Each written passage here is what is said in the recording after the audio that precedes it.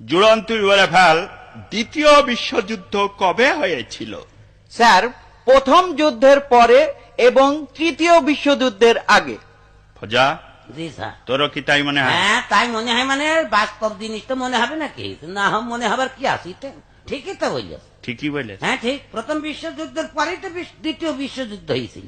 হ্যাঁ, আচ্ছা। এবার ভুল আছে নাকি? ঠিক বলেছেন। আচ্ছা চুপ কর, এটাও পারলি নে। শামসুল বানান কর, তুই আঁকলি সামনের চুল পিছনের চুল শামসুল। মানে এই আর।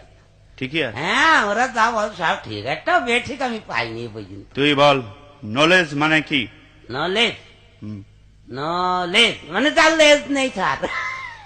যার লেজ নেই। লেজ নেই। হে তো জ্বলে পুড়ে মলামে কি করে সহ্য করবে, শেষ করে দিলে রে। নলেজ মানে তার লেজ নেই। ওয়েলকাম মানে তুই কি বলে ফেলা? স্যার, তেল আসতে। ওয়েল মানে তেল আর কাম মানে আসা। ওয়েলকাম, তেল আসতে। ঠিক বললি। তেল আসছে, তেল আসছে। একটাও হয়নি। মুখ্যমন্ত্রী মানে কি বলে ফেলা?